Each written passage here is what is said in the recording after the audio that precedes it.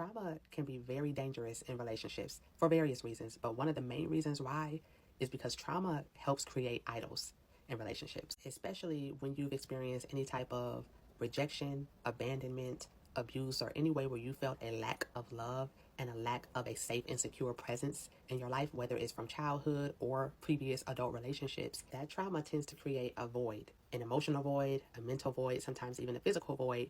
And a lot of times what happens in an effort to subconsciously fill that void is that we'll start looking and grabbing on and latching on and attaching ourselves to somebody so they can fill that void. And because everybody is but a human, there's only so much that another person can do to fully fill a void. I do believe that relationships do have a place in healing from trauma. However, those people are not God, right? But what happens is that we start looking for that person to do everything possible to fill that void and to make up for the lack of presence that we've experienced in our previous relationships or in childhood. We look for that person to overcompensate in all of the areas that have been left unfulfilled, insufficient, neglected, abused, because we are all flawed beings. We're going to make mistakes. We're going to make bad decisions. We're going to miss the mark sometimes. Why? Because we're not God.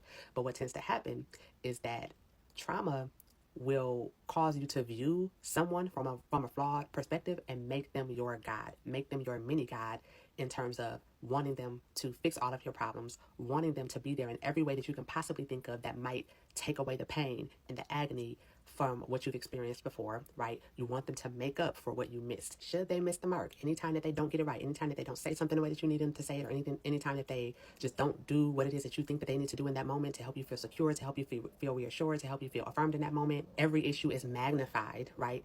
And it leaves you feeling so low and so empty and so depleted and so exhausted, because you're looking for, it's almost like you're dehydrated and you're just looking for any drop of water that you can get, right? You're looking for that person to be that drop of water to help relieve you of the dry, deserted areas in your life. So we really do have to be careful and be cognizant of our expectations of the person that we're with. And I'm not saying that there are not certain things that should or shouldn't be done, right? But I'm from a healthy perspective, giving all things are healthy, giving things are relatively good. We have to be sure not to misplace people and putting them on the throne where only God should be. There are certain things that only God can do within us. God can use people, he can use relationships, he can use therapists, he can use whatever, right?